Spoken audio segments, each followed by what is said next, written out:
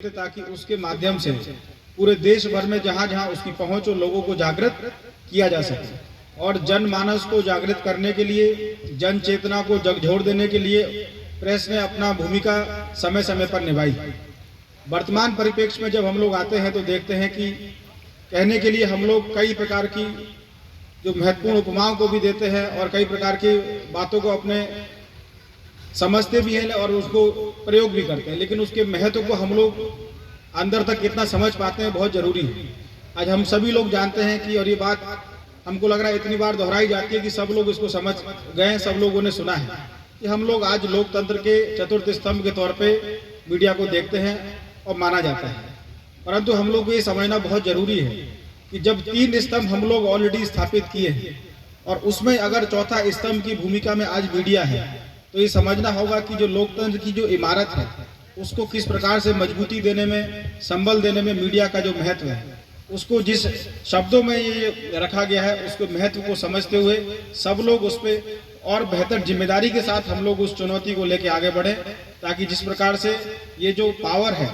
लोगों को जोड़ने की, लोगों से जुड़ने की, अपने विचारों को वहां तक पहुंचाने की, किसी प्रकार से भी लोगों की थॉट प्रोसेस को प्रभावित कर देने की।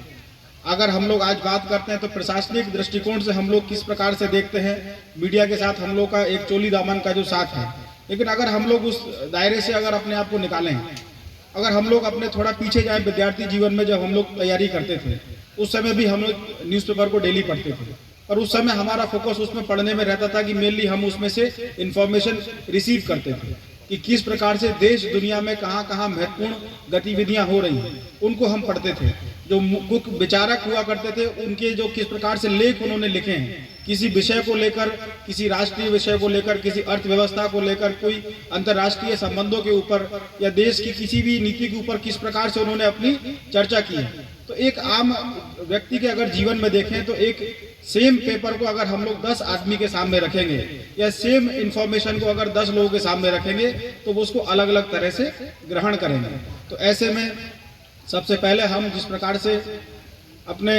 प्रमुख वक्ताओं को सुन रहे थे तो उन्होंने बताया कि जो जिम्मेदारी है उसको किस प्रकार से हम लोग निभाएं और उसमें अगर चूक होती है तो वो चूक अब एक व्यक्ति विशेष की चूक नहीं है, वो आगे जाने आने वाले समय में पूरे समाज में किस प्रकार से उसका कुप्रभाव देखने को मिलता है। अगर चीज़ों को हम लोग जिस प्रकार से देखते हैं कि मीडिया आज समाज का दर्पण है और दर्पण में निश्चित तौर पर वही सच्चाई दिखती है जो कि देखने वाला जिसका जो है वस्तु वही उसका प्रतिबिंब नजर आता है, परंतु उसके आगे किसी प्रकार का अगर आप आवरण लगा दीजिए